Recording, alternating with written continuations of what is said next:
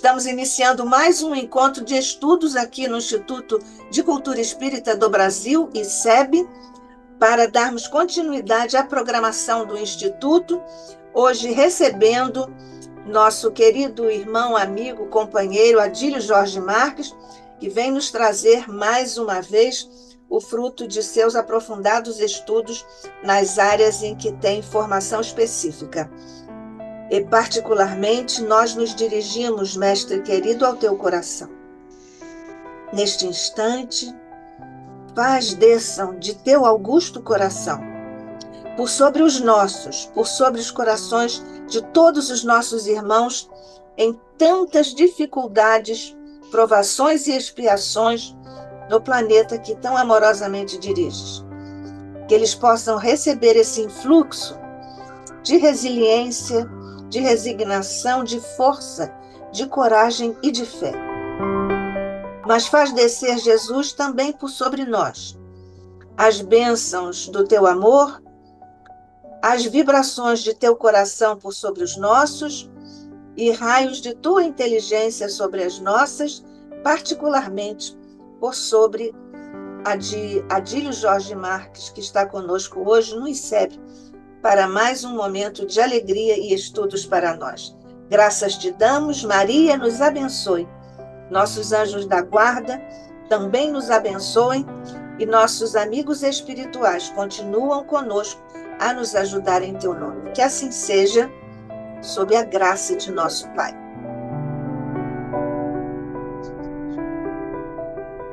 Bem, como já adiantamos, Adílio Jorge Marques está conosco, ele é professor universitário, bacharel e licenciado em Física, bacharel em História, bacharel em Filosofia, mestre em Astrofísica Estelar pelo Observatório Nacional, doutor em História e Epistemologia das Ciências, pós-doutor em História das Ciências no Brasil, atualmente é professor da Universidade Federal Rural do Rio de Janeiro, no Departamento de Tecnologias e Linguagens.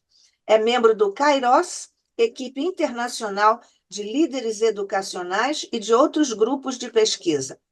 Autor, dentre outros livros, de O Professor do Jovem Imperador, Galileu na Sala de Aula, Introdução às Bases Filosóficas da Física, uma abordagem histórica, e outras etiópias, e Iluminismo no Mundo Luso-Brasileiro.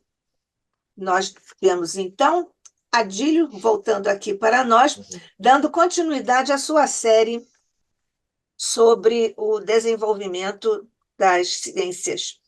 E aqui ele nos fala hoje sobre o desenvolvimento da relação entre espiritismo e a história das ciências. Obrigada, Adílio, somos todos ouvidos.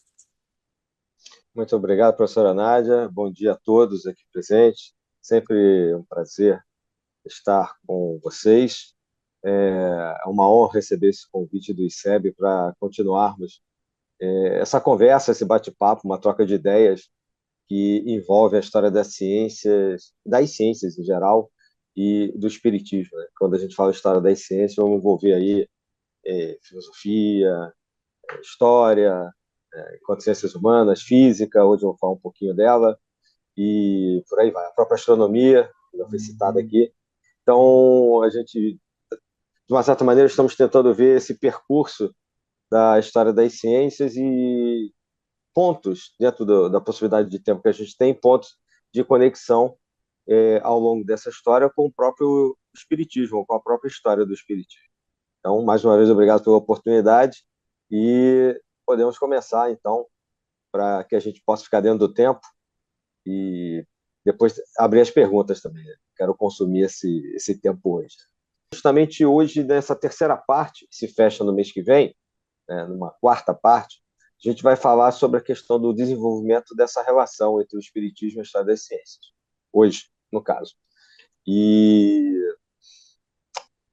como objetivo geral, eu costumo botar essa organização, né, como se fosse uma aula, que nem a professora colocou aí, entrando já Eu botei que é o seguinte, a minha ideia é estudarmos algumas relações, algumas que é dentro do tempo que a gente tem, como eu coloquei, algumas relações entre as visões espírita, filosófica e da história das ciências. Então, esse é o objetivo geral, e os objetivos específicos estão justamente nos pontos que eu vou levantar dentro desse pensamento, desse percurso da história.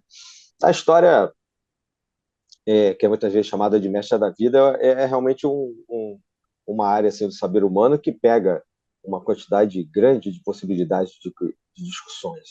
Eu gosto muito daquela ideia de uma história sincrônica, que é diferente daquela história que a gente aprendia na escola, que eram fatos independentes, decorados, separados. A gente chama de diacrônica. Hoje em dia a gente pensa na história como sincrônica, ou seja, os fatos se interrelacionam, né, estão juntos entre si, e de uma certa maneira o mundo, isso até coincide com uma visão holística de mundo, o mundo conversa com esse caminhar da história de uma maneira mais conjuntural, né, mais unida. Eu resolvi colocar hoje, pensando em algumas colocações, até que a professora Nádia fez na aula passada, na nossa palestra passada, de algumas terminologias que eu acho que são importantes de uma maneira geral, porque a gente fala essas palavras frequentemente no cotidiano. Doutrina, por exemplo, o que é uma definição, o que é definir, a ortodoxia. Então, por exemplo, eu vou precisar delas hoje, né? A questão da doutrina, que é uma palavra ou, né, um conceito que é indicador de um conjunto de teorias, noções e princípios que estão organicamente constituindo o fundamento de uma ciência. No caso, pode ser uma religião também. E quando estamos criando uma doutrina, estamos também criando uma teoria. Então, isso vale para a física, por exemplo, vale para as ciências como um todo. E por isso que a gente está falando de história das ciências, mesmo que seja as ciências humanas, por exemplo, a história. E o que se entende por teoria? A teoria origina-se de uma raiz grega, que é justamente teos, Deus, aquele que tudo vê. Significa, na verdade, uma visão. Quando eu pretendo uma teoria, e lá na frente, se eu for falar de alguma metafísica que ainda não está totalmente provada, é justamente uma visão que a gente pode ter de algo que vai acontecer, mas que, digamos, precisa de mais provas dentro do conceito da própria ciência, da metodologia científica, de você criar uma hipótese, testá-la, até que essa hipótese possa evoluir para uma lei. Uma definição, segundo a maneira formal, uma lógica formal de falar, é dizer aquilo que ela é, com base justamente no gênero próximo e na diferença que aquela definição dá em relação a outras coisas. Então, quando eu defino alguma coisa, eu estou especificando para mim o que aquilo significa.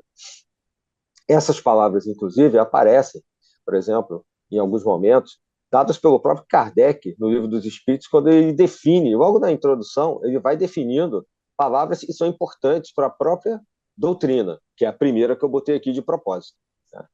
A ortodoxia, que a gente ouve falar muito, somente quando a gente vai trabalhar com questões das religiões, também tem uma origem grega, vem de ortos, né, e doxa, ou seja, crença reta, né? Ortos, reto, doxa, fé, crença, opinião também pode ser. Então, ortodoxo significa aquele que segue fielmente um princípio, uma norma, uma doutrina. Essa ortodoxia, obviamente, não tem só um lado bom ou só um lado negativo. Como tudo, né, que a gente faz na vida, depende de como você pratica aquilo, de como você leva adiante. Então, ter uma ortodoxia, a ciência, por exemplo, ela é ortodoxa. Ter uma ortodoxia é bom quando você tem uma metodologia que você segue, senão também você tem uma teoria muito aberta e nada funciona.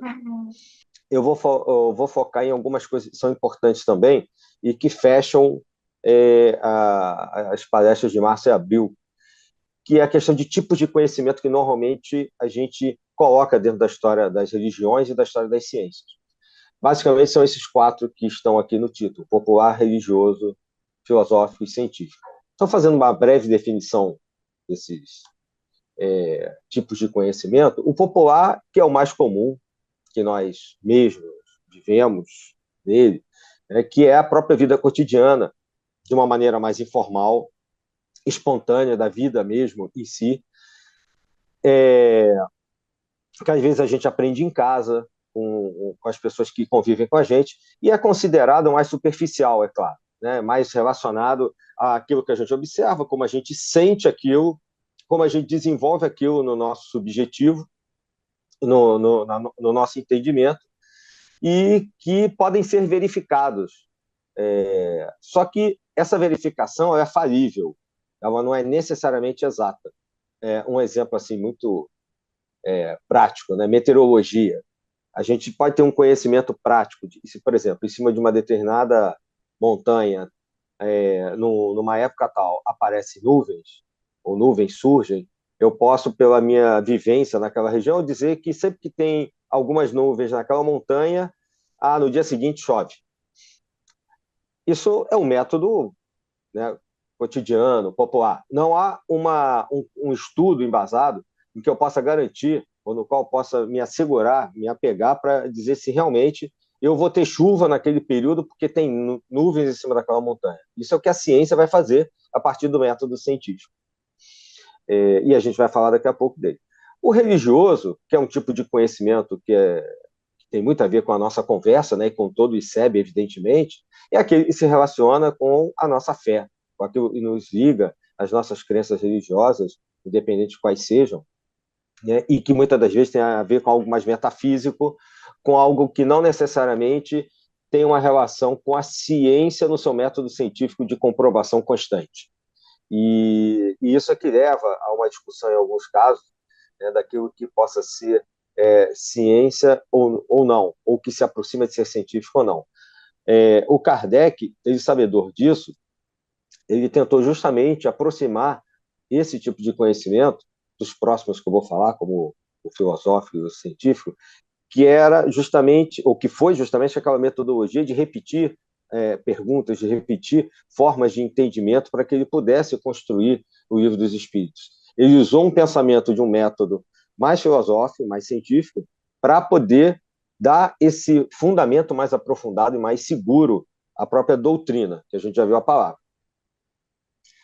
O filosófico, onde a palavra filosofia, né, o filosófico vem de filos e sofia, né, amigo da sabedoria, como se Sofia sabedoria, né, filos amigo ou ligado a, é justamente aquela parte do conhecimento, como a gente pega desde os antigos gregos, o Aristóteles fala bastante disso, de questionamentos, de valoramento, ou seja, de uma reflexão racional que você tenta racionalizar a partir de determinados princípios e causas que você observa. Podem ser fenômenos até mesmo físicos, e o exemplo, por exemplo, da meteorologia que eu dei,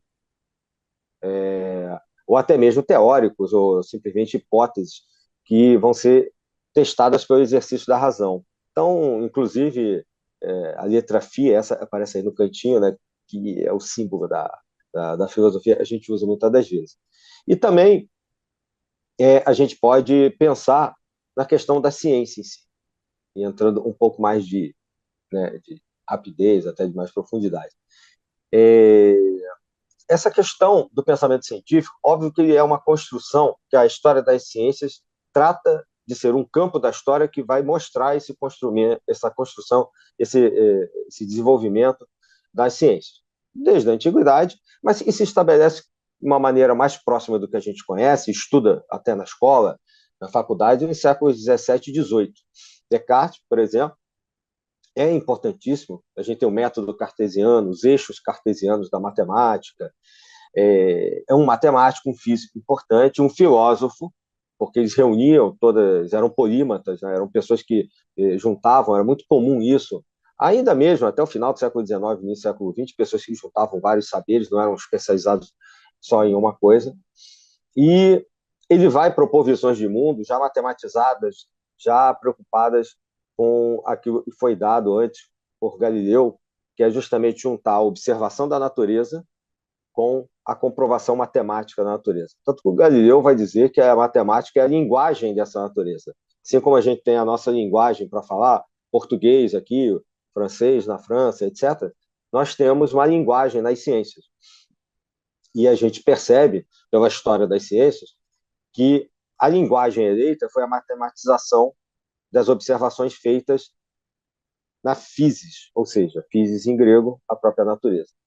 E o Newton, Isaac Newton, é justamente naquela época nessa época que eu estou centrando aqui, nos séculos 17 e 18, e depois o Kant na filosofia, o Newton na física e o Kant na filosofia, dois expoentes de pensamento nas áreas, vamos dizer assim, mais de exatas, o Newton e o Kant na filosofia de humanas, que colocam justamente a ciência como aquela que vai, de uma certa maneira, dar a base para a revolução da humanidade, para uma revolução científica, como o Galileu marcou antes de Newton, no século XVI, para que pudéssemos, enquanto humanidade, juntar várias formas de entender o mundo.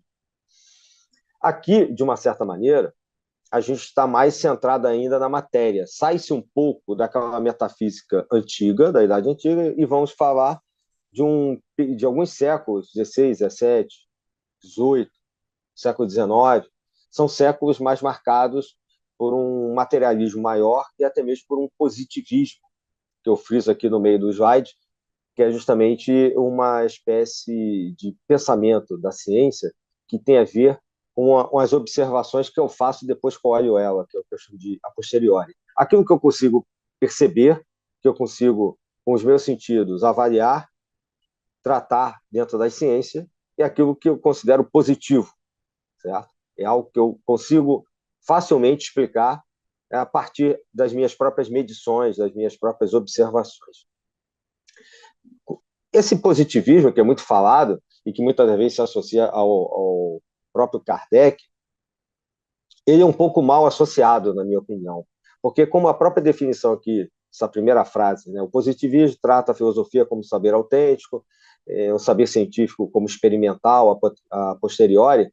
Claro é que o Kardec usa essa metodologia, esse tipo de pensamento, que ele busca no saber científico, como um professor de matemática, por exemplo, para que, através de várias perguntas que ele repete, como eu já mencionei, ele possa, a posteriori, ou seja, depois que o fenômeno aconteceu, ele recolher uma série de informações idênticas para que, assim, ele tivesse a construção daquelas perguntas que a gente conhece e a construção, por exemplo, da própria doutrina do Livro dos Espíritos.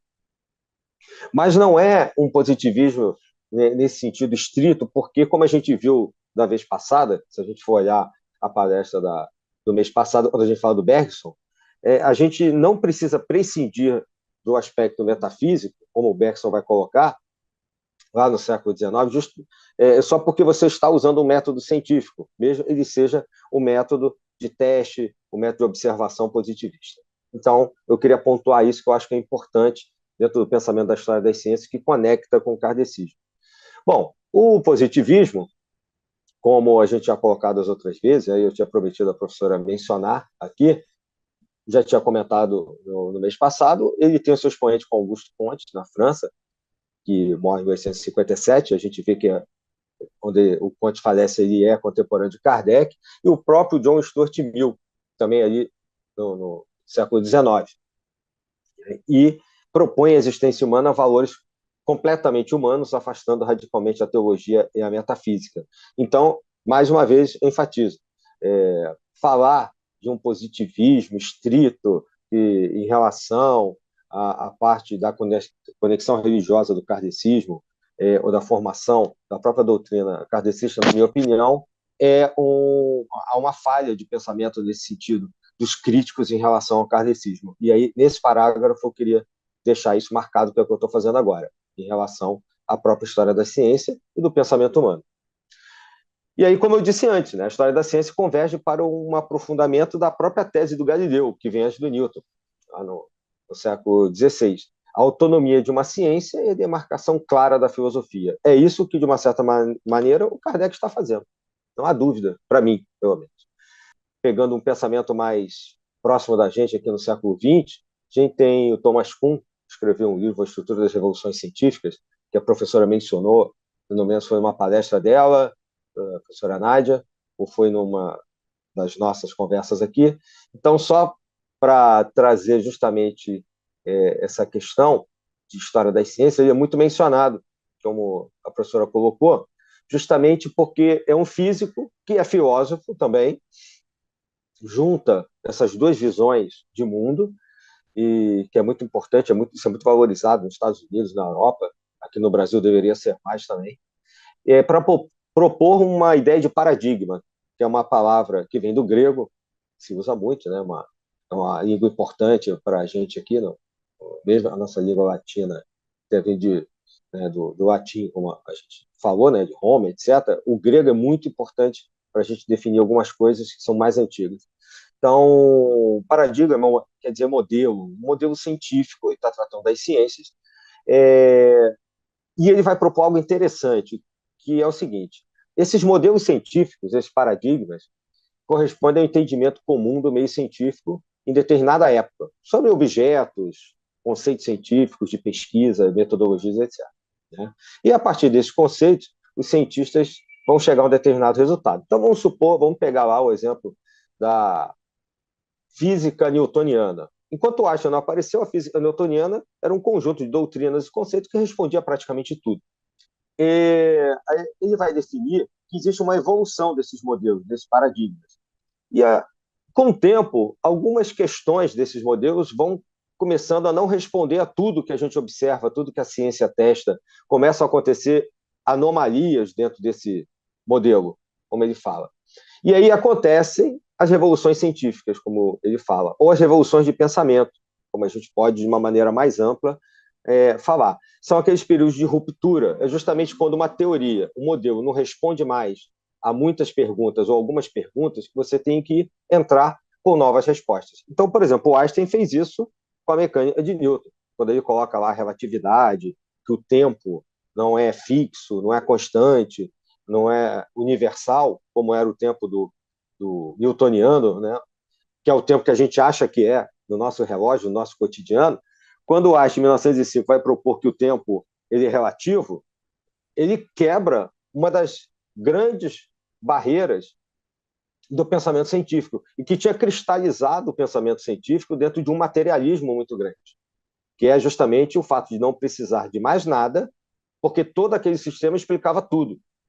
O Kardec faz isso antes, em meados do século XIX, com a proposta, óbvio, da doutrina espírita e a forma como ele coloca a construção do Livro dos Espíritos, ele já quebra esse paradigma.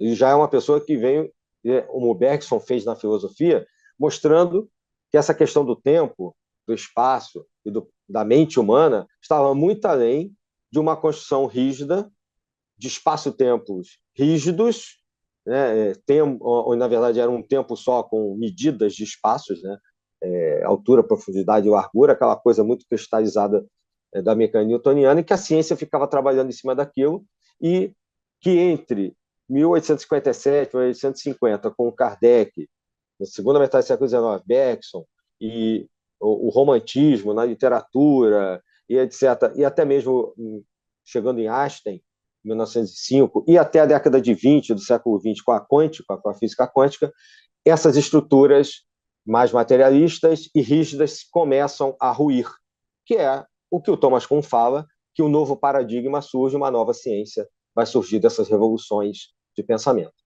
Né? É como ele coloca, né? Esses períodos são necessários, são inevitáveis, se nós formos adotar os conceitos de Thomas Kuhn, porque é assim que a gente vê que as coisas vão acontecendo ao longo da história das ciências. E, se nós usarmos uma história sincrônica, se acontece nas ciências, acontece em outros lugares, né? Vai acontecer também na religião, na filosofia, na literatura e etc.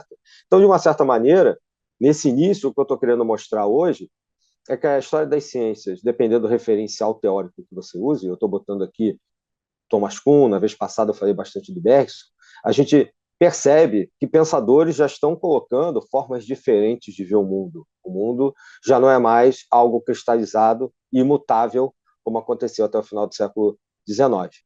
Então, vamos pegar aqui o exemplo que eu mencionei. Temos aqui no cantinho nosso querido Albert Einstein, descabelado como sempre, como normalmente ele aparece nas fotos, um quadro negro com as contas que ele está fazendo aqui, em relação à primeira relatividade dele. Essas contas se referem à relativização do tempo. Bom, eu coloco uma pergunta aqui, né, quando eu vou falar justamente de um ícone recente das ciências, né, que é o Einstein. Há um possível encontro com a ciência física, ou seja, da doutrina de Kardec com a ciência física que, nesse aspecto, a física estava se destacando como a grande mãe das ciências, hoje a gente tem bastante a biologia fazendo isso, por causa das questões das doenças, do genoma, né? Mas a física foi a rainha, somente de Galileu, até mais ou menos a década de 80, principalmente pós-Segunda Guerra Mundial, com a questão da bomba atômica. Quem viu Oppenheimer no cinema vai poder entender isso que eu estou falando bem, né? Foi a grande rainha assim, das ciências. Mas esse encontro, além do Bergson na filosofia, a literatura com suas questões também, na física, esse personagem que é o Albert Einstein e a física quântica, que vem depois dele, nas primeiras décadas do século XX, vão também quebrar esses paradigmas e que podem, de uma certa maneira, aproximar essa ciência mais cartesiana, mais acadêmica, dessa espiritualidade que a gente fala, e do mundo espiritual.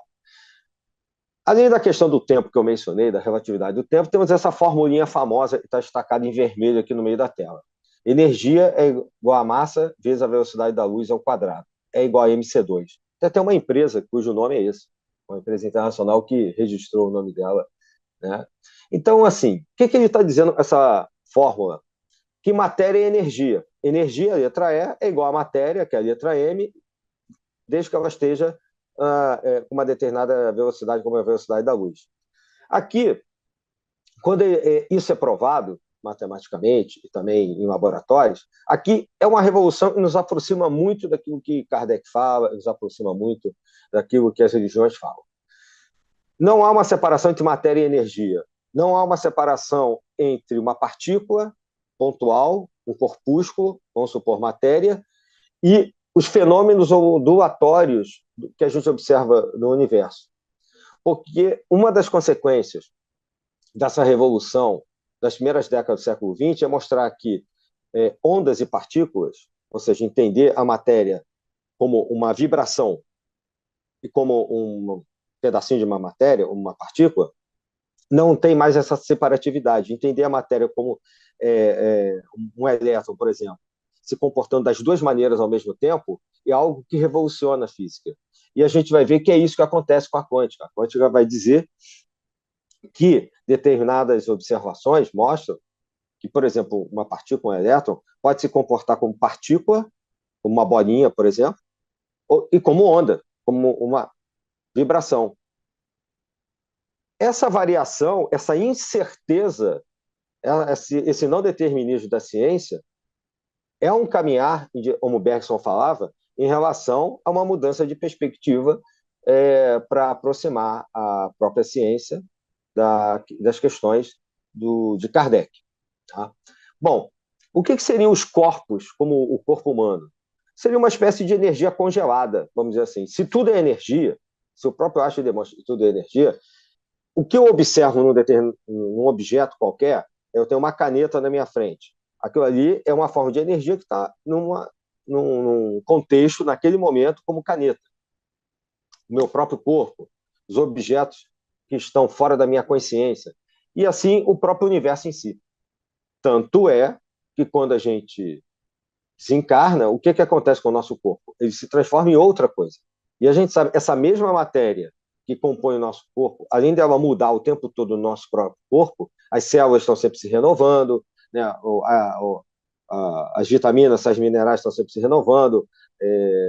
Se nós formos ver o tempo celular, de troca celular que compõe a nossa pele, nossos órgãos e etc., nós, na verdade, estamos sempre trocando de corpo, só que a gente não percebe isso.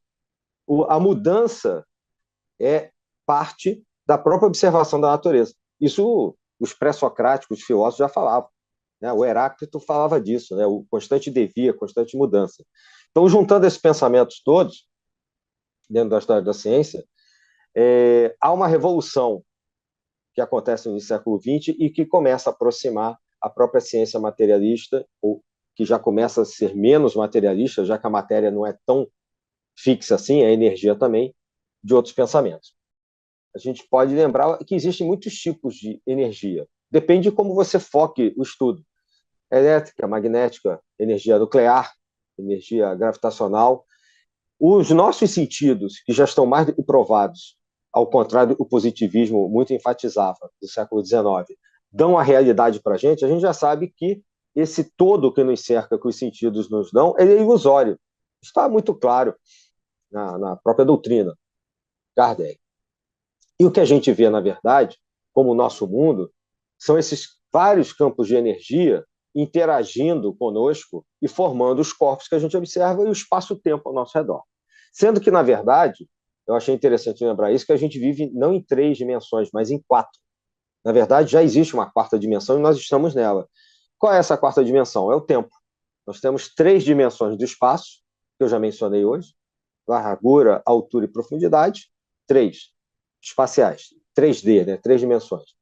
E o tempo, que é uma forma de estar situado dentro de um determinado ponto qualquer da sua própria vida. Qualquer objeto, ou nós, estamos o tempo todo situados no espaço-tempo. Então, o tempo é a 4ª dimensão de análise que a sua mente faz o tempo inteiro. Tá? Esse tempo é que é aquela questão. Existe um tempo relativo? Existe formas de você estar num espaço no qual esse tempo não tem importância, como no mundo espiritual? É isso que o Bergson discute muitas das vezes. Ele fala desse tempo, e mesmo o Bergson, que a gente mencionou na vez passada, e que lia Einstein também, e que lia Newton. Existe o tempo da natureza, que é esse que a gente vê, que parece constante, num fluxo constante para frente o tempo inteiro, e existe um tempo que é o metafísico, como ele mesmo coloca, um tempo que muitas das vezes se associa à nossa consciência, mas que não é o tempo do relógio, mas que é um tempo também, e que passa de uma maneira completamente diferente, e que qualquer um de nós pode perceber isso. Muitas das vezes a gente está abstraído pensando em alguma coisa e nós não percebemos que o tempo passou. Esse tempo que passou fora da gente, fora da nossa mente, ele é inexorável, ele vai constante, um segundo atrás do outro, um minuto atrás do outro, uma hora atrás da outra, e sucessivamente. Mas a gente pode estar parado assim, distraído, pensando em alguma coisa, e nem percebermos que o tempo passou. O nosso tempo está nesse momento, nessa situação, nesse exemplo que eu estou dando, diferente desse tempo mecânico newtoniano que está passando no nosso relógio, fora do nosso pensamento. Bom, é mais ou menos isso que eu estava falando, né? Esse universo físico, que a gente chama de físico, esse tempo, ele só existe porque a gente está interagindo com ele. Tanto é que quando a gente dorme, por exemplo, a gente não percebe que dormiu 8 horas, por exemplo. A gente não... Se a gente ficar 8 horas sem fazer nada, olhando para o relógio, vai ser uma coisa angustiante. Uma hora você vai querer fazer alguma coisa, vai ficar se coçando, vai beber água, vai ao banheiro, não sei o quê. Agora, quando a gente dorme, parece que você entra, e na verdade é isso, numa outra construção de pensamento, e nesse novo estado, que é muito similar e não deixa até de ser, dependendo da teoria que você usa, um próprio estado espiritual, esse tempo passa de uma outra maneira completamente diferente. Então, esse tempo ele pode ser construído de alguma maneira, voluntária ou involuntariamente, por nós mesmos. E com isso construir a nossa própria realidade. Isso vale para a questão do espaço também. Falei do tempo, falando um pouquinho mais do espaço. O espaço que nós ocupamos em 3 dimensões, nossos corpos, os corpos que estão ao nosso redor, o mundo todo, a natureza, a física, né? A gente considera que entre um corpo e outro há um espaço vazio, né? Que é um pensamento cartesiano também, por um lado, ao mesmo tempo que também não é, porque ele considera o Descartes, assim como os antigos, considerava a existência do éter, algo que permeava o espaço entre todos os corpos, né? Uma quinta essência, um quinto elemento. A gente tem os 4 elementos básicos da natureza: fogo, ar, água e terra. Existia até o final do século XIX, na própria história das ciências, nas ciências, o conceito existiu o éter, uma espécie de substância, que é uma quinta essência, como eu disse, um quinto elemento, que permeava tudo, o espaço entre os corpos, e esse espaço nunca era vazio. O próprio Aristóteles, ele se fala assim na filosofia, na história das ciências, que ele tinha horror ao vácuo. Essa ideia, para ele, de que não existia nada entre um objeto e o outro, nada mesmo, que é o vácuo, a ausência de matéria, como a gente fala nas ciências, para ele e para esses físicos e pensadores, principalmente até o final do século XIX, era justamente um horror, né? O Platão e etc. O éter ele cai por terra na ciência com determinados experimentos que são feitos no final do século XIX por alguns físicos. E hoje, inclusive, com a quântica, está se retomando a possibilidade de se considerar o éter como existente, que é essa espécie de mar de energia que a tudo permeia, que a quântica trabalha com isso, num plano do microcosmos, né, no plano das subpartículas, das partículas da física, que não é esse mundo que a gente vê, porque nem o microscópio consegue olhar direito um elétron, né? Então, estou falando de, realmente, partes da matéria que são muito pequenas, que constituem o átomo, as moléculas, mas que estão sempre em interação vibracional, como eu mencionei antes. São partículas, mas que funcionam também como frequências. Então, essa nova ciência mostra que é possível, sim, que o que a gente chama de espaço entre essas partículas, entre os corpos, seja permeado por níveis diferentes de energia. Ora, se a gente for relembrar várias palestras que a gente certamente ao longo da vida já escutou nos nossos movimentos espíritas, né, propostas da própria doutrina, a gente vai ver que a questão se aproxima, essa questão científica se aproxima muito dessa questão espírita, de você não ter uma barreira e não ter um espaço de não acessibilidade, um espaço totalmente vazio, não só entre os corpos, mas em tempos que não são os tempos fixos do relógio. Então começa-se aí a ter uma nova visão, a partir da ciência mesmo, de espaço e tempo, e com isso uma nova visão de aceitação de outras formas de pensar. Aqui eu botei uma imagem de uma pessoa meditando com seus chakras, né, com seus níveis de energia circulando ao redor, que mesmo a gente não consiga visualizar, já são medidos de maneira eletromagnética pela própria ciência, porque o eletromagnetismo é uma forma de energia mais e comprovada. Tudo que funciona ao nosso redor funciona eletromagnetismo, rádio, televisão, satélites, celulares, etc. Uma ideia que a gente tem hoje é um pouco parecida com esse desenho que está aqui. Cada um de nós, num eixo, né, de estado, de ser, imaginemos que esse eixo horizontal é o momento que nós estamos agora, no espaço e no tempo.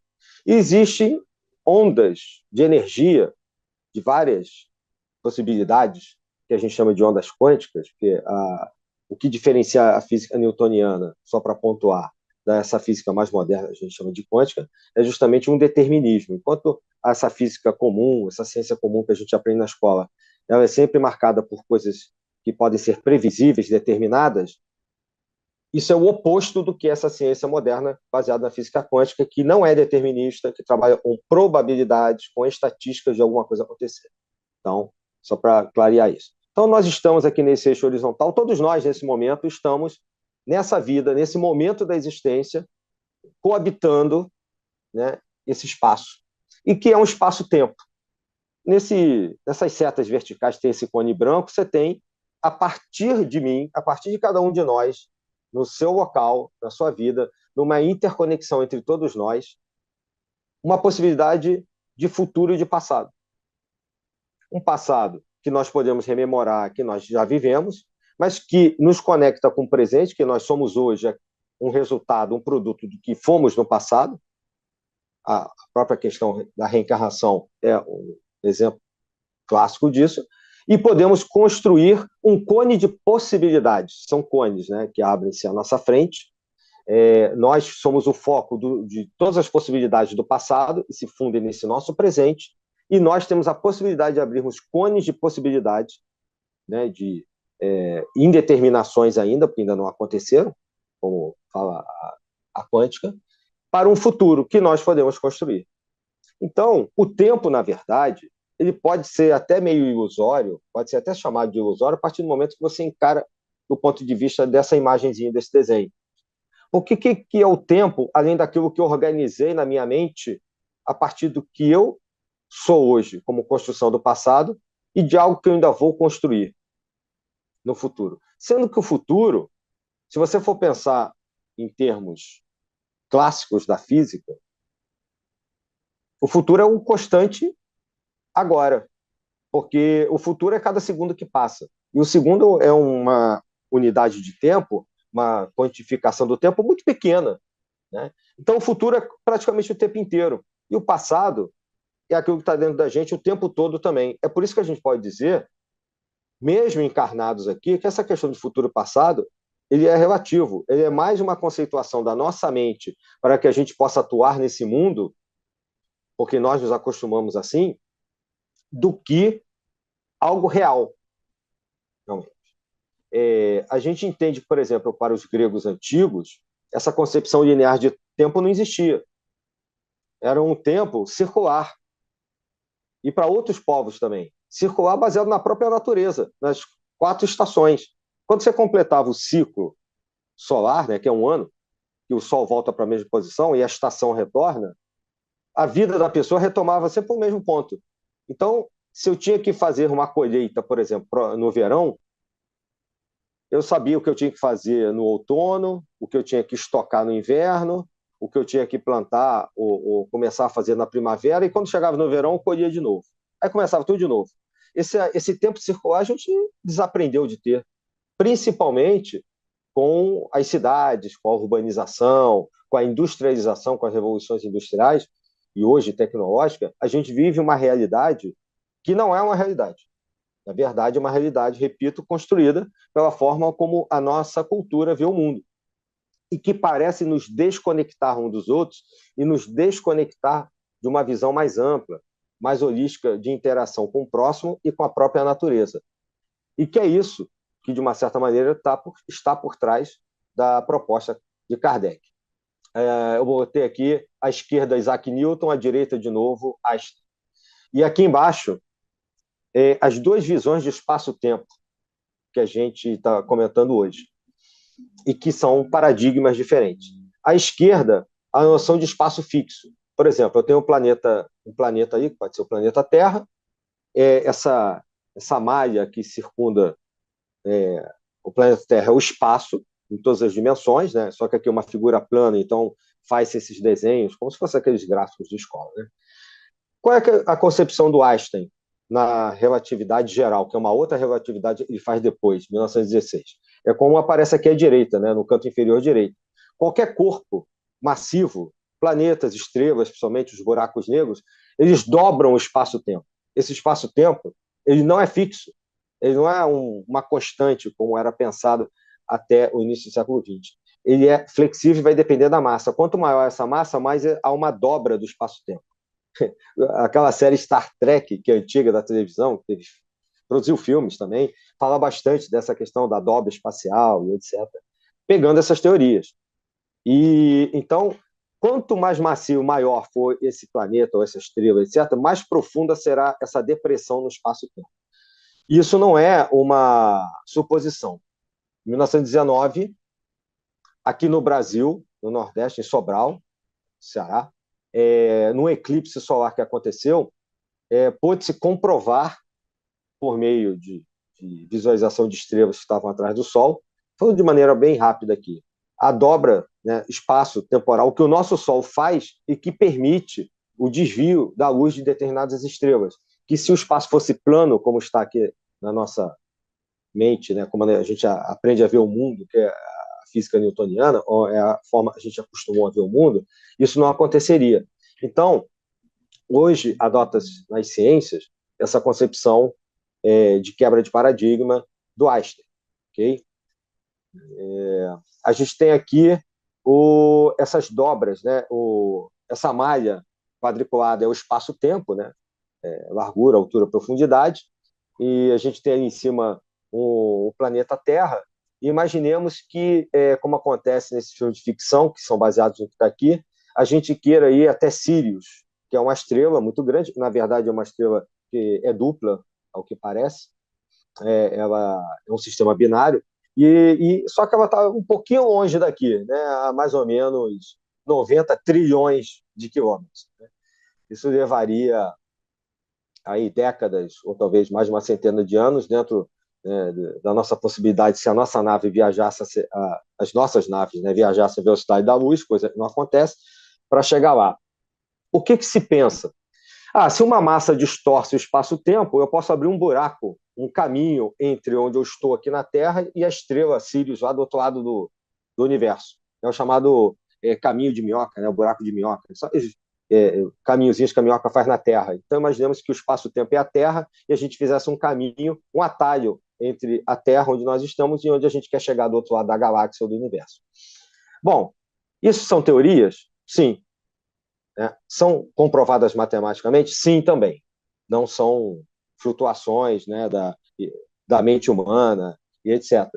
Mas que mostram que se há uma comprovação na ciência, e a gente viu aqui um caminhar da história das ciências, e que levam a essas revoluções, esses paradigmas hoje, a gente, obviamente, percebe que conseguimos nos aproximar com todos os fenômenos que a doutrina espírita estuda e coloca desde lá de trás. Desde aquela questão de não ter um espaço para um espírito, transmissão de pensamento, os insights que as pessoas podem ter, a intuição, a previsão de coisas que não aconteceram.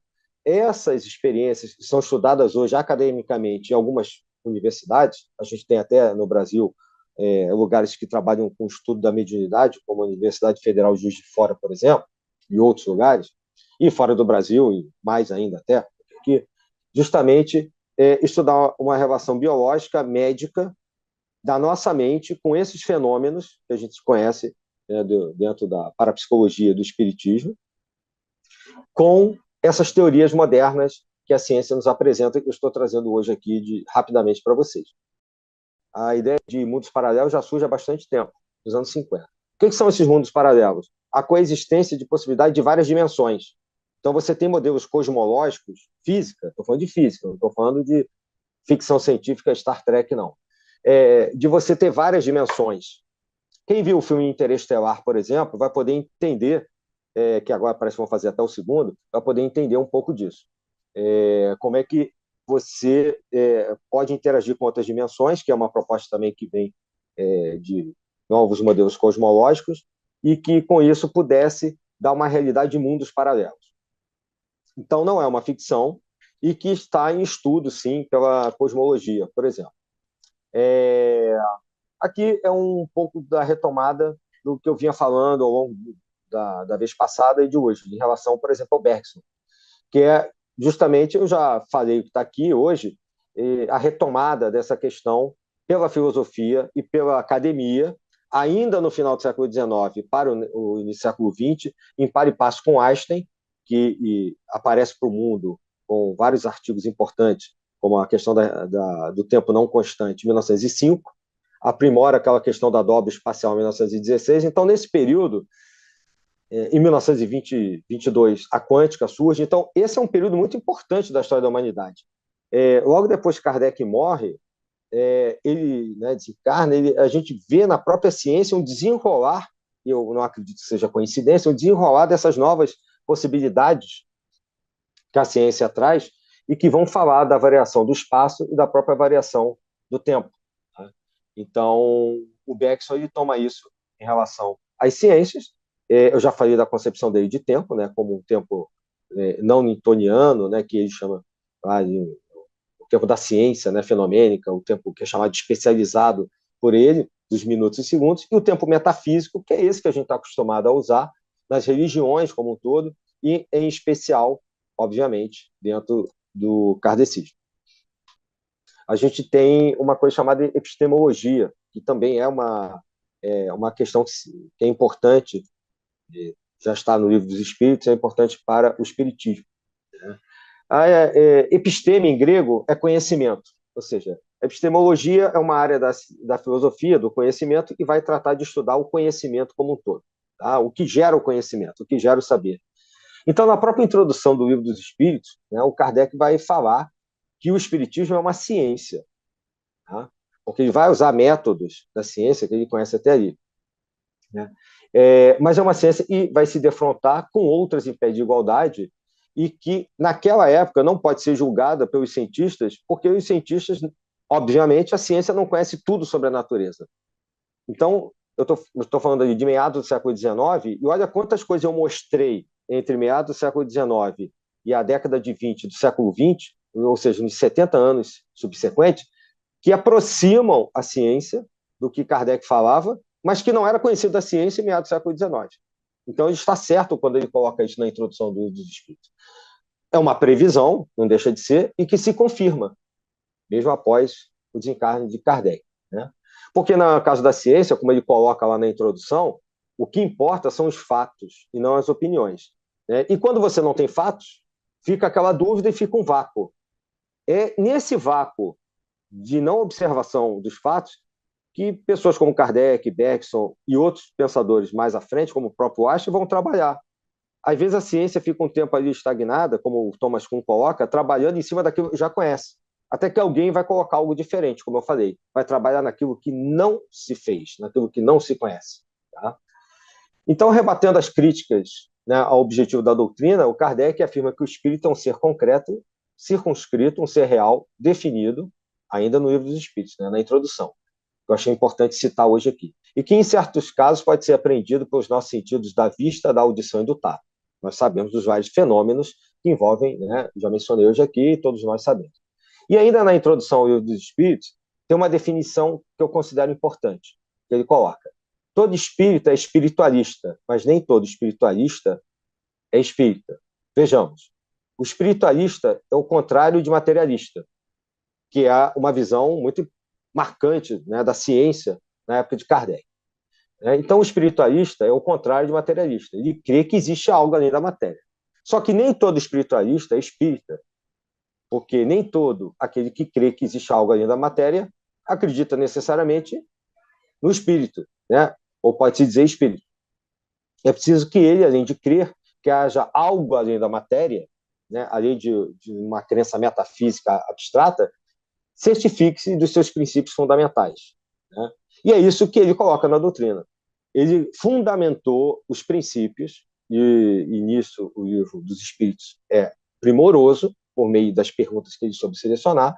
Ele conseguiu justamente dar esses princípios fundamentais para que ele pudesse estar até mesmo à frente do seu tempo e fazer, digamos assim, essa previsão que eu mencionei antes, de que o fato que a ciência não conhece alguma coisa não quer dizer que aquilo não existe.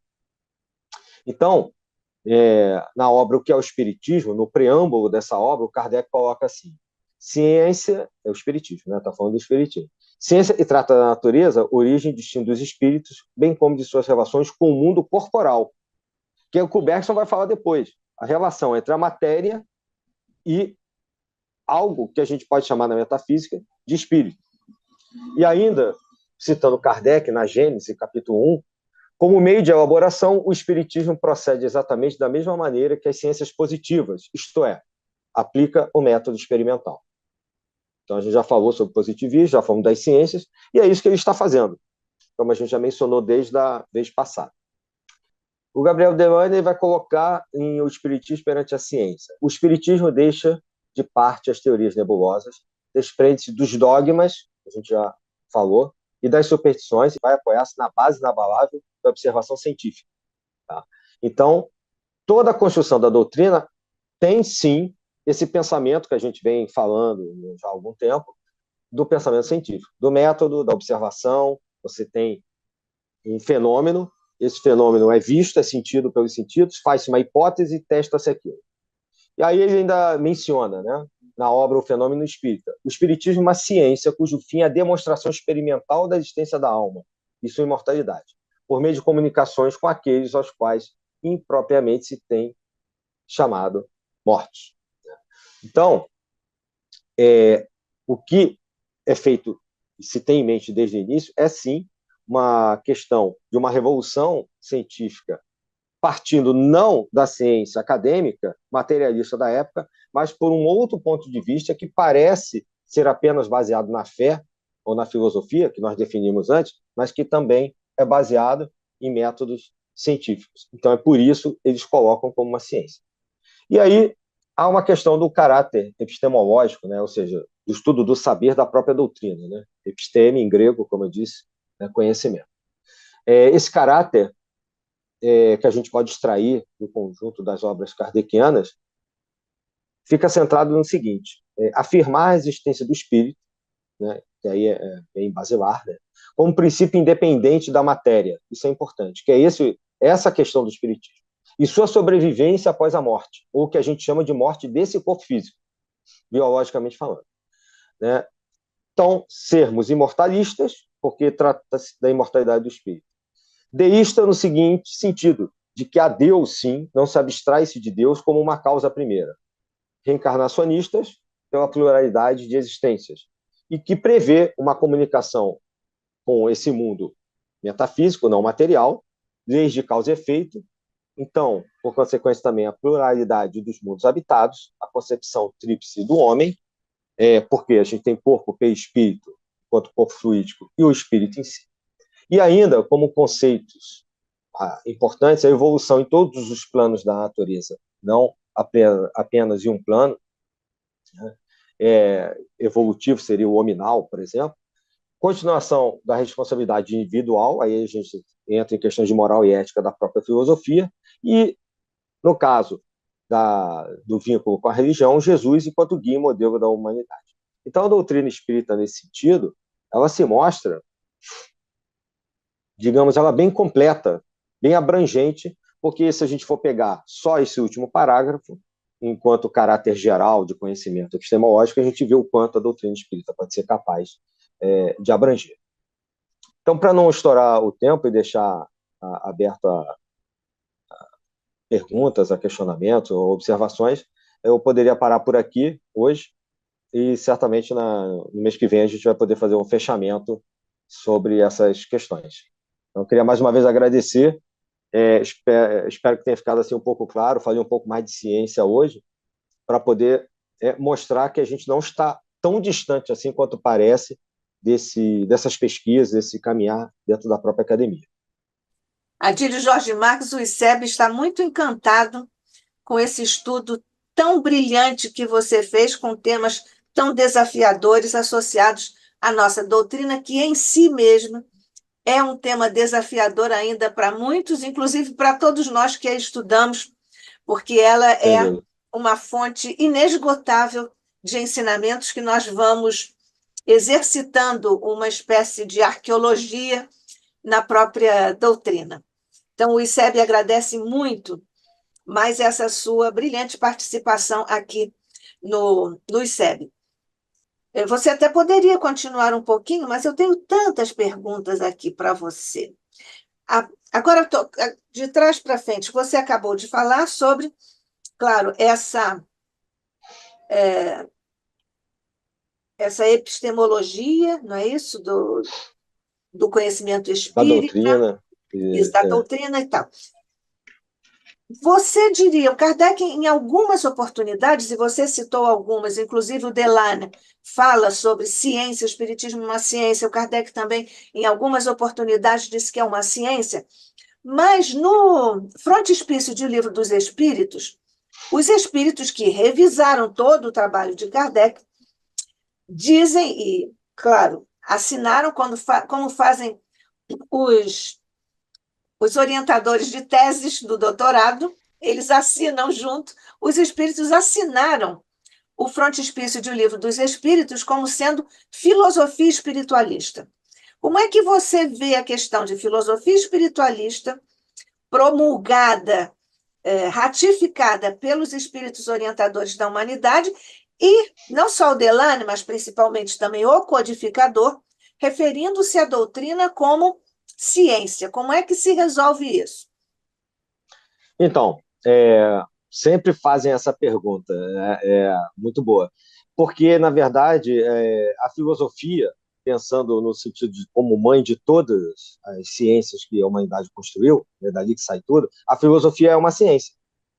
Pensando-se ciência no sentido da etimologia da palavra que eu coloquei na vez passada, ou seja, forma de adquirir conhecimento, quando eu conheço alguma coisa.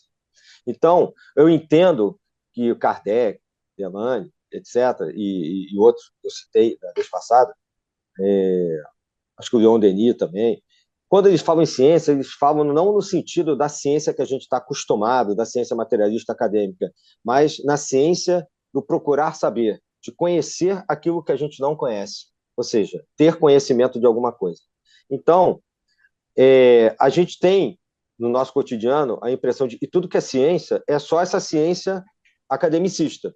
Mas, na verdade, no sentido amplo da palavra, né, ciência é tudo que a gente possa procurar compreender, mesmo aquilo que a gente ainda não conhece.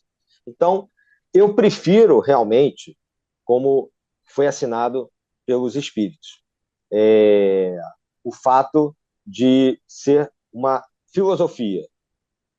Porque, apesar de se usar métodos parecidos, os métodos não são iguais. Então, o método da pesquisa da física ou da biologia, por exemplo, não é o mesmo método da filosofia na sua amplitude e não pode ser o mesmo método das religiões. Mas como eu estou falando de história das ciências, no sentido assim, mais abrangente da relação com o espiritismo, eu estou focando na palavra ciência. E ela foi usada, como a gente viu, pelo próprio Kardec, e aparece em vários momentos.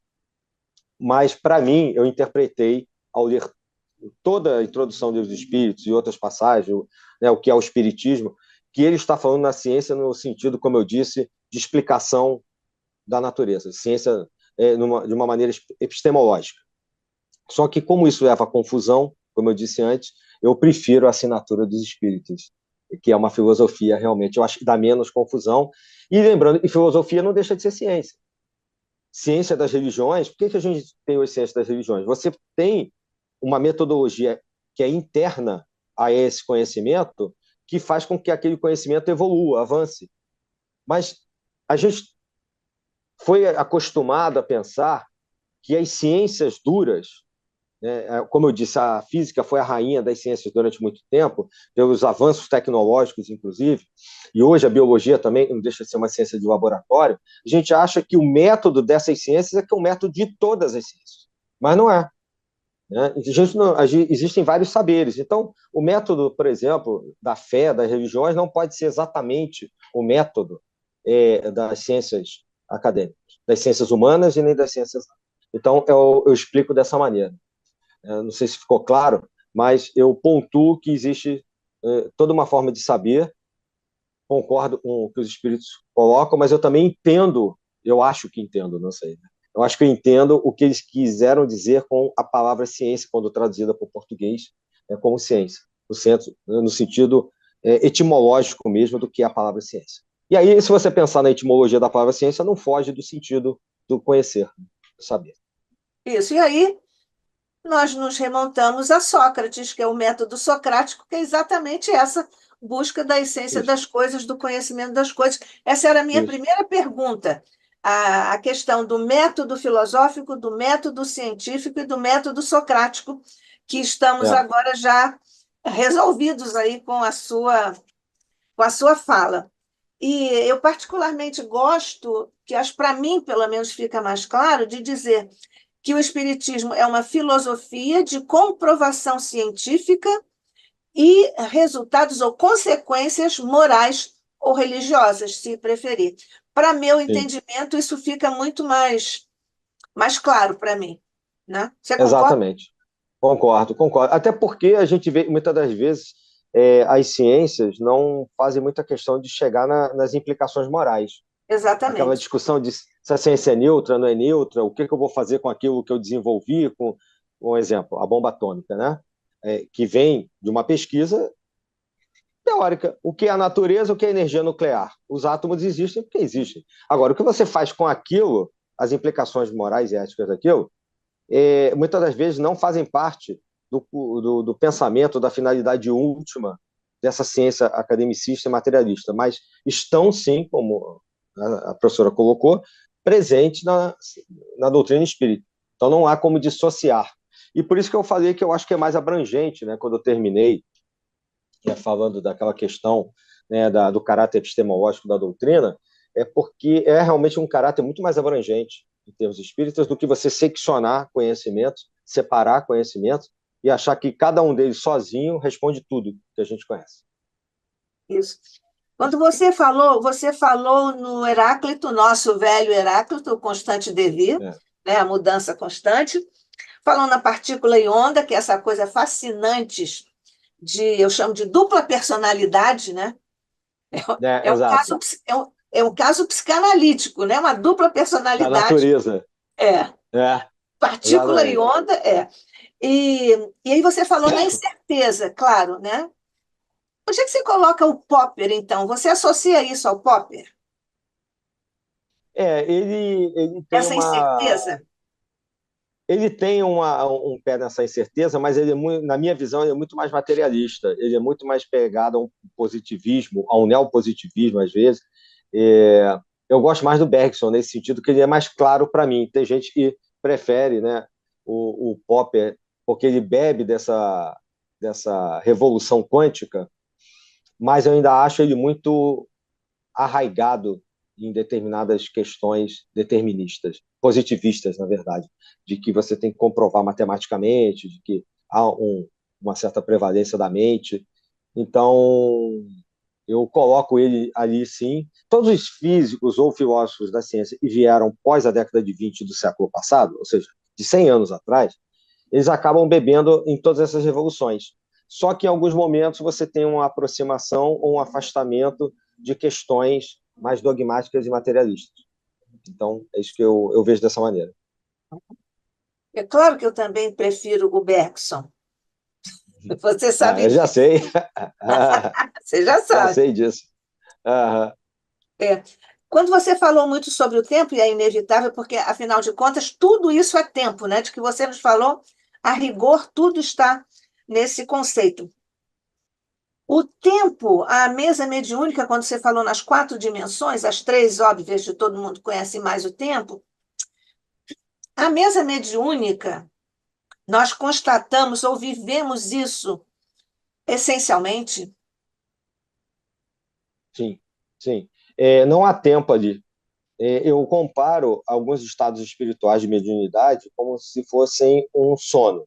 Existem até algumas aproximações, alguns estudos, como se fosse uma sonolência momentânea. E realmente, muitas das vezes, a gente até sente mesmo, né? É. Sono, quando está sendo tratado até, né? O bioquímico Então, Derrope falou sobre isso, né? Dos estados, ele sim, foi pesquisar os estados diferenciados de consciência e chegou a isso. Não tem sono, não tem sonho, depois sonha, etc. e tal. É mais ou menos nessa linha, né? Que você está é mais ou falando. menos nessa linha. É mais ou menos nessa linha. Eu acho que você não tem tempo nesses momentos. É aquele exemplo que eu dei antes. Quando a gente está num estado diferente de consciência, como é o momento da mediunidade, para quem está trabalhando ali, e acho até que para quem não está, mesmo para quem está sendo tratado, que muitas das vezes não nem percebe que o tempo passou, ou para quem está até assistindo uma palestra, que ao mesmo tempo, quando está numa casa espírita, está sendo tratado e não sabe que está, né? Só pelo fato de ele já estar ali naquela egrégora, né? Naquela presença, né? Da própria casa espírita, dentro da casa, protegido e etc. Aquele tempo ali é um outro tempo, né? O Mircea Eliade, eu até lembrei dele agora, né? Eu Ele também, fala do. acabei de lembrar. Nós Lembrou? estávamos na Pois é. UERJ e falávamos, estudamos um livro do Mircea, né? Lembra? Sim, sim, eu lembro, naquela Nós época, estávamos né, lá no do Proeper, Proeper, né? Isso, do no Proeper. Programa de Estudos e Pesquisas das Religiões, isso. Exatamente, há bastante tempo. Então, quando ele fala do eterno retorno, de um tempo particular das religiões, que é diferente do tempo newtoniano, ele também retoma essa discussão, muito em cima do Bergson, inclusive. Mas ele já está tratando isso da sua pergunta. Não há tempo, realmente. O tempo quem faz é a nossa consciência. Então, dependendo do estado que nós estejamos, alterado ou não ali, alterados por uma mediunidade, sofrendo ou atuando enquanto médios, ou sofrendo o efeito daquilo, esse tempo não é o mesmo tempo. E, na verdade, ele já não é nunca, na minha opinião. O O- tempo, o tempo é uma construção que nós fazemos, como naquele desenho que eu mostrei dos cones, porque nós nos situamos nesse mundo, temos que viver nele.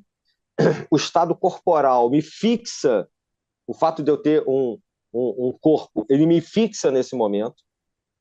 Isso tem uma explicação quântica, né? Quando eu observo uma partícula, que é como a professora colocou, né, essa crise, né, de identidade, se é onda ou se é partícula que a natureza tem, isso vai depender do observador e da experiência. Dependendo da Isso. experiência, a hora se comporta como uma bolinha, né, uma bolinha de Good, o elétron ou o fóton, ora como uma onda, né, como uma vibração. Quando você fixa no experimento, aquela onda parece que é uma partícula. Quando eu preciso observar ela parada, por exemplo. Então, fixei no espaço-tempo aquilo que era uma essência, uma onda, e se transforma numa partícula. Eu vejo que a nossa encarnação, o nosso corpo, seja exatamente isso. Nossa consciência está fixada neste momento, numa linha, naqueles eixos que eu botei de espaço, de tempo, naqueles eixos são como o Descartes propôs, né? Esses são os eixos cartesianos. A gente está fixado nessa encarnação e nós precisamos ter a consciência desse momento. Então, nós temos essa consciência aqui. Mas isso não faz com que esse tempo da nossa consciência seja o tempo universal. Ele é o tempo da minha consciência, está fixado naquele espaço-tempo, naquele momento. Isso é que é encarnação. É por isso que quando a gente vê várias cartas, livros, o próprio Chico Xavier, né, o Livro dos Espíritos, a gente percebe em várias mensagens, o tempo não é considerado. A gente já viu isso em várias mensagens. Não existe tempo onde nós estamos. Aqui não há tempo, a eternidade e etc. Que é isso? A eternidade é uma palavra que tenta, acho que os espíritos tentam colocar para a gente, ou quando nós estamos nesse outro estado, que é para aproximar algo que simbolize o não tempo. A eternidade é isso. Não é o fato de que a eternidade, eu vou durar 1 quatrilhão de anos. Não é isso, numa linha constante. É que não tem essa linha. Na verdade é isso. Não, o passado e o futuro é o próprio momento em que nós estamos. E, aliás, isso tem uma implicação interessante, moral, né? Porque nada é mais importante para a gente do que o nosso próprio presente. Exatamente. Quando a gente fica preso no passado, a gente fica numa depressão. Se a gente ficar preso num futuro que nunca aconteceu, a gente gera ansiedade. Então, o presente é sempre o estado de consciência, que é o estado quântico que nós estamos nesse momento, ou seja, presentes materializados ali enquanto um corpo, enquanto partícula, vamos dizer assim, e que dá realmente a consciência daquele momento. O passado e o futuro não existem como consciência. Só dentro das nossas deficiências morais, éticas, né, e de esquecimento das reais condições de espírito que nós temos e que vem gerar, muitas das vezes, as doenças psicossomáticas, etc., que a gente gera. Claro que por karma também, mas porque a gente, muitas das vezes, fica preso a algumas situações do passado, do futuro, que não vão nos levar a nada. Então, acho que a explicação quântica é interessante nesse sentido do não-tempo. Então, sim, voltando, eu acho que na mesa mediúnica, o não-tempo é o tempo que vale, como diz o Mircea Eliade. O Mircea Eliade fala que quando a gente está num ritual, pode ser uma missa, qualquer ritual, o tempo do ritual não tem nada a ver com o tempo de fora do tempo. Cronológico. Então, o tempo que começa a missa, e que diz ali, quando está no meio da missa, por exemplo, ou no fim, ou quando começa, por exemplo, uma sessão espírita, acontece um tratamento, uma missa, e quando tem uma oração, o tempo começa na primeira oração, não tem nada a ver com o horário lá de fora, com o tempo cronológico, e aquele tempo, ele termina com a oração final. Não importa qual seja o ritual de qual religião. Então, esse tempo não tem nada a ver com outro tempo, é um tempo daquelas consciências naquele momento. Né? É um há-tempo, né? É um não-tempo, na verdade. Então, quando incorporados, nós também estamos fora disso. Ou então, quando estamos sendo tratados, a gente nem lembra do que está acontecendo lá fora, do que está acontecendo no nosso relógio. Eu estou lembrando daquela obra-prima do Luciano dos Anjos e do Hermínio Miranda, Eu Sou Camille Desmoulins, que é um projeto que eles tinham desde antes de reencarnar, e em certo momento do processo de regressão, o Hermínio diz para o Luciano regredido, né? Ele diz, onde você está? E ele diz, eu estou aqui. Esse aqui era lá na Revolução Francesa. Então tem essa coisa aí do tempo e do espaço, e também na segunda parte de O Céu e o Inferno, ou A Justiça Divina segundo o Espiritismo, o Kardec pergunta a um espírito, onde você está? Buscando ali pelo menos o espírito da pergunta, se é que a gente pode dizer espírito, né? Mas enfim, o intuito da pesquisa, da pergunta, era onde você está, o espírito, fisicamente, junto do médium, atrás do médium, etc. E o espírito responde, estou no meu sofrimento. O que é exatamente isso que você disse agora. Não é isso? É essa, digamos assim, essa dimensão, ou esse punhado de momento de consciência, tipo de Rê do Bergson, que está ali posto. É um eterno presente. É o eterno presente. Como é sempre, na verdade, é isso. O que a gente verificar ou achar que é diferente disso faz parte da separação da nossa própria consciência em relação ao todo. É isso. Eu não estou dizendo que eu consigo. Eu tenho os mesmos erros e todos nós, que a gente está falando aqui. Mas esse é o desafio, né? E tentar não cair nessa repetição dessa malha de erros, né? Mas o eterno presente é justamente o que marca isso que a gente está falando agora. Que para a quântica existe uma explicação que é uma espécie de uma princípio da superposição na quântica, na física. Ou seja, uma situação quântica é a seguinte, de uma partícula. Eu tenho várias possibilidades daquilo acontecer. Como é que eu vou saber, por exemplo, quando eu tenho um elétron girando em torno de um átomo, a velocidade da luz, né, de um núcleo, né? Como é que eu vou saber em que posição está o átomo? Eu não tenho como saber. É uma nuvem que está ali.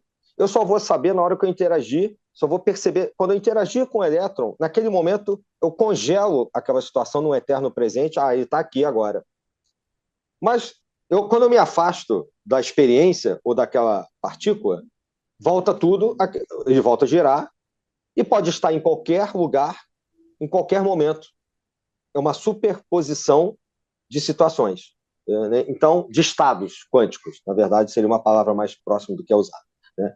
Então, eu acho que a vida é um pouco isso. A gente tem uma superposição de situações. Quando a gente está fazendo alguma coisa, nós escolhemos fazer aquilo. Então, escolhemos, dentro das várias possibilidades, tomamos uma decisão e fizemos aquilo. Quando vamos fazer outra coisa, a gente tem uma miríade de possibilidades para escolher.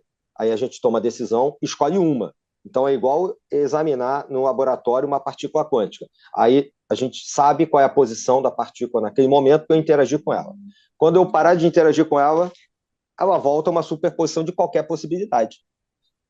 Existe uma experiência engraçada que foi pensada pelo Schrödinger, que é um físico que propôs uma equação que é multiplicativa para, vamos dizer assim, né? É muito importante também para a física quântica. Ele pensou numa experiência onde há uma caixa e há um disparador de partículas nucleares ali, que sai uma partícula, uma radiação aleatoriamente. Pode sair uma agora, uma daqui a um segundo, outra daqui a uma hora, aleatoriamente.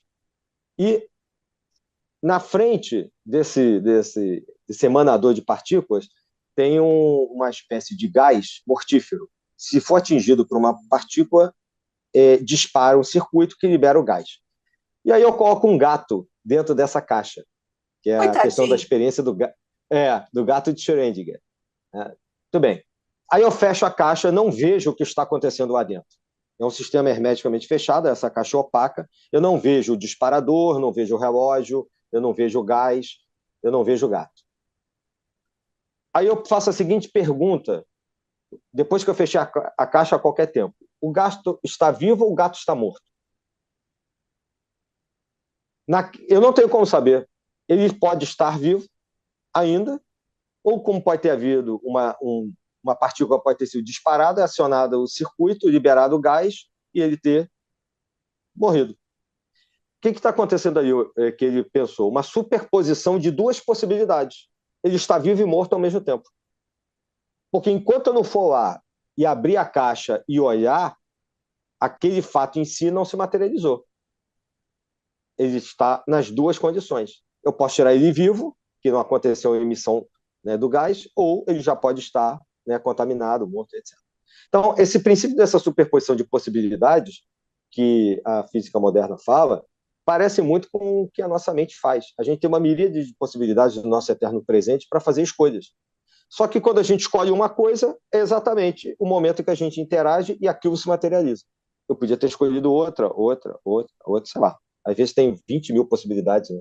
Ah, eu vou acordar hoje às 7 da manhã, ou vou acordar às 8, ou vou acordar às 8h10, vou acordar à meio-dia. Né? Eu vou trabalhar, não vou trabalhar, vou para a praia, não vou para a praia, por exemplo. Né? Então, cada decisão nossa é uma materialização da nossa consciência no espaço-tempo, o que vai explicar o karma. Né?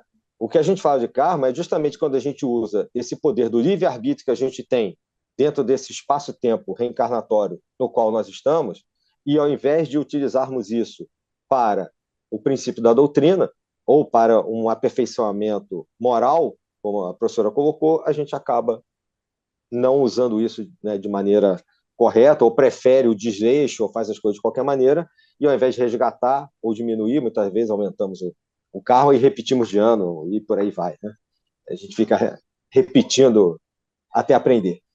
Essas considerações científicas estão já exemplificadas, digamos assim, naquela velha história em que um iniciante perguntou a um guia, né, a um guru, que tinha um pássaro na mão. Esse pássaro está vivo ou está morto? E então, Isso. eles dizem, né? Se você abrir a mão, ele está vivo e voa. Mas se você disser que está morto, para provar que o outro estaria sempre errado, de acordo com a opção que ele fizesse. É É isso. interessante isso, muito interessante. É isso. O Né? Oriente já conhecia esses princípios Exato, todos, né? exatamente. Que, infelizmente, no Ocidente, acabou se perdendo por vários motivos aí, históricos, etc. e tal. Mas a gente percebe que vários conceitos orientais resgatam aquilo que a própria quântica, né, Está hoje vai falar, apreciando, trazendo para nós, né? apreciando. É, a Pois ciência.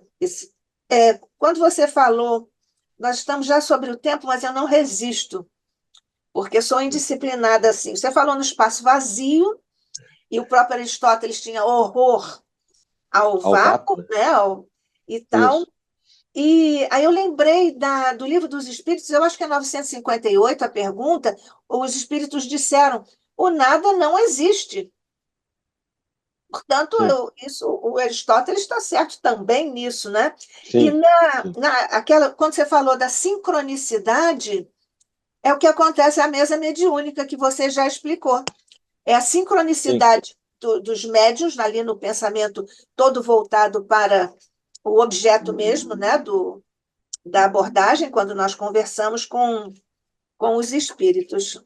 Exatamente, exatamente. Isso serve, a gente usa na academia, mas essa sincronicidade que o próprio Jung traz das teorias também dele, né, ficou a questão da vida, né, dos fatos da vida, é justamente, eu também acho que seja isso, entre mundos até distintos, porque há uma conexão sincrônica entre esse mundo no qual o médio está, por exemplo, e, né, o que está acontecendo nesse não tempo, né, como diz o Eliade, o Bergson e tal, nesse tempo metafísico. Aquele eixo que eu mostrei dos cones é justamente quando eu posso conectar também dois mundos, né, que tem tempos e momentos diferentes num eterno presente, que é o efeito mediúnico. Né? Que é Acontece à isso. mesa mediúnica isso, né? Acontece. Acontece ali. Né? Tanto que sincrônico é isso, né? Sim, esse prefixo quer dizer junto, né? Que vem símbolo, por exemplo, É. né? Cronos de tempo, né? Cronologia. Então, eu junto momentos. A sincronia é justamente esse momento do eterno presente onde eu consigo juntar dois eventos, É. E você também falou, ou mais. você falou sobre o tempo circular, etc. Você abordou uma questão de índole, de natureza moral mesmo, que é a nossa desconexão com a natureza e com o próximo, que é uma Isso, questão moral, né? Isso é uma questão isso. moral. Claro que Moral. é uma questão cognitiva, porque nós nos desconectamos muitas vezes de modo consciente, né? E Sim, também a nossa desconexão com o próximo. Mas sim. isso é um assunto inesgotável, felizmente, porque nós vamos voltar aqui a nos encontrar quarto momento dessa sua série, mas nós vamos continuar esta série na programação subsequente do ICEB, e eu tenho aqui um projeto, você está nele também, e mais outros companheiros, que eu não posso ainda divulgar porque não consultei os outros. Já estão todos vitimados, escolhi já.